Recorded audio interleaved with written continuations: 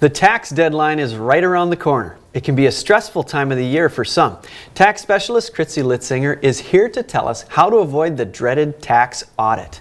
Thanks for coming on the show today. Thank you for having me. Well, first of all, what do you have to do to become a tax preparer? You have to take the basic income tax course that we offer at H&R Block. It's about 3.5 months, 75 hours worth. Okay. And you have to pass the exam. So is that a lot of math, I'm assuming? It is a lot of math, yes.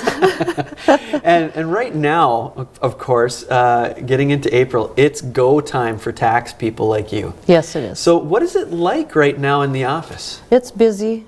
People wanting to get in and get it done by the deadline. Some people file extensions if they're not ready, but yeah, it's the busy time. We have 18 days left. So you're counting down the days. Yes. Yeah. So how do you prepare, or your office prepare, for the onslaught of people that are coming in at the last moment? We just make sure we have enough people working to handle the clients that come in, and we have a really good group of people that are tax professionals. So. Okay.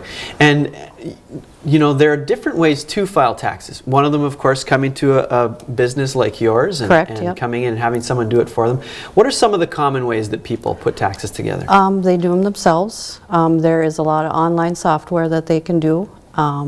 Those are the basic three that people like to do. So. Okay. And you know, you may be in a situation where you're seeing a lot of people come in and they're trusting all their tax information with you. Yep. What about tax audits? What is a tax audit? An audit is something where the IRS looks at your return. If there's something missing or they question it, they'll send you a letter, or they'll either want more confirmation of something to prove that that's either your income or expenses, stuff like that. Something that might trigger an audit. Okay.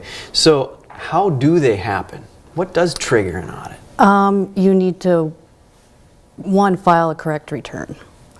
Missing information, sometimes people don't put everything on their return. Like 1099s is a big one. Signing your name is a really big one. So just something as simple as signing Yep. your name? Yep. Okay. Make sure your social security number is on there correct, and your name is spelled right. Gosh, so those just seem like simple things. Yes, it is. Okay, I'd like to ask you the top 3 things then, and you might have started with the first one. Yep. File a correct return is the first tip. What's best? Hire someone or do the tax software thing yourself? I guess whatever you're comfortable with filing your return. We do a pretty good job explaining things to our clients. You want to make sure that you have all your 1099s, your W-2s, anything that has income. The IRS receives that from people that send it into the IRS to report income they've given to you. So. Okay, and the second tip you gave was keep good records and check your math. Yes. So why, I mean, I shouldn't say why. I know why. You have to be accurate, but keeping good records, what do you mean by that? If you're self-employed or own a business, keep records of everything. Because if you put something on your return and it's not true and you get audited, the IRS is going to want proof of that. Okay. So. And there are a lot of procrastinators. Yes. There are a lot of people who are unorganized. Yes. Some of those people are one and the same. And they come in, I'm sure. Can you tell us about a nightmare situation in the past that you've had with someone? Well, with an audit, if you get like big distributions, cash in like IRAs or anything like that, and don't report it, and you get a letter, there has been clients that owe the IRS hundreds of thousands of dollars because of it, because they tack on penalties and interest onto that money. Sure. So.